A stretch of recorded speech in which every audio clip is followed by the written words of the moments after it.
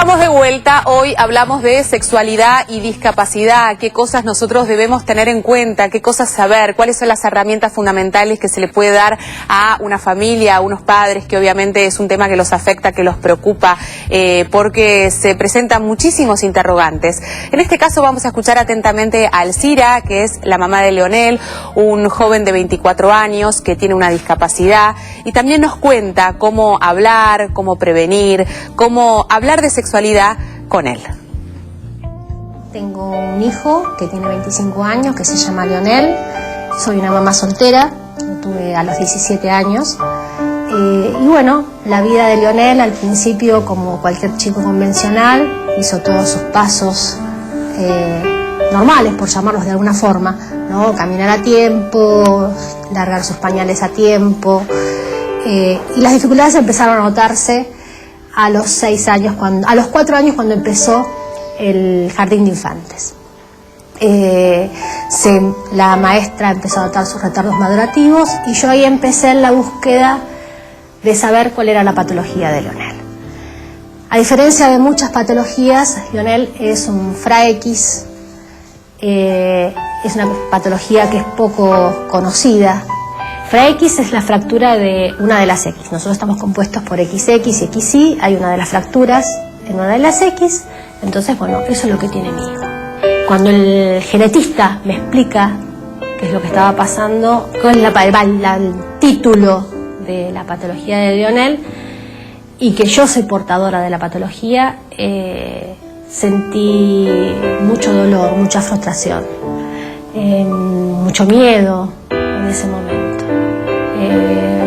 Mucha culpa, no sabía cómo seguir adelante, realmente, no sabía qué hacer, en realidad es eso, no sabía qué hacer. Entonces bueno, en el caso de Leonel, era hablarle, era acompañarlo, era decirle qué cosas no. Eso también genera muchos miedos en uno, muchos temores, porque el crecer de él, empezamos con el tema de la sexualidad, ¿no? En su desarrollo como varón. Entonces, ¿cómo explicarle también como mamá soltera, sin tener ningún referente masculino alrededor, ¿no? Poder hablarle a él de cómo usar un preservativo o cómo fue su primer tocarse, ¿no? Por llamarlo de alguna forma, no sé cómo expresarlo. Era muy difícil. Primero también para explicarle como mamá cuando se masturbó por primera vez. ¿Cómo explicamos esto?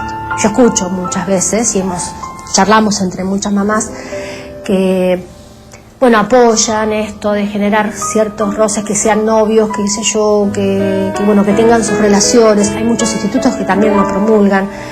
Está el tema del abuso también, ¿ves? O sea, yo a Leonel le di medianamente los elementos necesarios como para que él se pueda cuidar, ¿viste? Hablándole, pero hay algo real, no hay personas que te instruyan. Uno viene con lo que viene instruido y bueno, medianamente algún profesional le preguntás, al ginecólogo, al médico de cabecera, le vas consultando cómo hacer o vas leyendo un montón de cosas por ahí para tener elementos para poder explicar, pero realmente no hay quien te contenga. En el caso mío, vuelvo a repetir, es muy difícil explicarle a Leonel en su momento su primer eyaculación. Fue muy difícil porque él te cuestiona y te pregunta ¿qué es esto que me pasó a mí? ¿Viste? Entonces para mí fue muy difícil. Así todo, Leonel con su patología es un chico que viaja desde los 10 años solo, que hoy puedo decir que está medianamente insertado en esta sociedad, con los elementos necesarios para moverse dentro de la misma. Va a una escuela de formación laboral acá en Constitución y bueno, creciendo para con una salida laboral a futuro. Siempre tuve miedo de que se enamore de otra persona y poder, de otro chico, de otra chica, no saber cómo manejar las situaciones. O sea, a él le gustan las chicas, va a bailes, pero es muy difícil darle los elementos para poder decir, bueno, a ver, ¿cómo se cuida? ¿Cómo te cuidas? ¿Entendés? Tengo mucho miedo. Yo no estoy preparada, yo no soy una mamá preparada para que mi hijo forme una familia y poder sostener esa familia. Bueno, ¿cómo no tener miedo? Es absolutamente entendible, razonable. Uno se pone en el lugar de una madre y lo difícil que es, naturalmente, hablar de este tema, criar, enfrentar situaciones tan cotidianas como son el despertar de la sexualidad en un hijo que no tiene una discapacidad puntual, como es el caso de Alcira. Imagínense cuando se la tiene. Me gustaría agradecer especialmente a Alcira, a esta mamá, al igual que a Josefa, que muy valientemente han querido dar su testimonio para poder exteriorizar esta problemática y que no solamente sea un título, sino que sea un caso, una vida, varias vidas, la vida de una familia que sufre y que padece esta situación con todos los miedos, los complejos, las culpas, esta realidad que muchas veces seguramente los abruma. Hablamos de una patología muy particular de la que también genera mucha fantasía y es un gran tabú. Aquellas lesiones medulares que pueden obviamente afectar la sexualidad. Y una persona que está en silla de ruedas puede tener sexo, una persona que ha sido afectada por una lesión medular puede tener sexo. ¿El sexo es solamente la penetración? De eso estamos hablando hoy. Bueno, como bien decía Guido, la sexualidad es una característica del ser humano, va más allá de la discapacidad. Y en cuanto a las lesiones medulares, vos sabés que la médula es la que conduce todos estos estímulos nerviosos, que permite mover una mano, por ejemplo, un estímulo motor, pero también nos permite tener sensibilidad, ¿sí? Exacto. Saber si esta superficie que yo estoy tocando es dura, está fría, está a temperatura ambiente, o sea que las alteraciones que se pueden dar cuando tenemos una lesión a nivel de la médula pueden ser tanto motoras o sensitivas, claro. O ambas, exactamente. Pero estas lesiones en general se ven con accidentes. Lo más común son accidentes o laborales o accidentes de tránsito. Hay algunos casos asociados a algunos tipos de deporte, como pueden ser el rugby, ¿sí? Con el tema. Y lo más importante que yo quería aclarar era qué es, digamos, lo que mencionó antes Guido, la tetraplegia o la cuadriplegia y la paraplegia. La paraplegia se clasifica o se define como la parálisis de la cintura para abajo. En cambio, la tetraplegia es de los 4 miembros, digamos. Exacto. Es del cuello para abajo. Entonces, depende de dónde sea la lesión, vamos a tener diferentes afectaciones. Y esto es importante, porque no es, bueno, tenés una lesión medular, sí o sí ya tenés una discapacidad, sobre todo en el hombre, para tener una erección o tal vez para una eyaculación, o lo mismo con la mujer.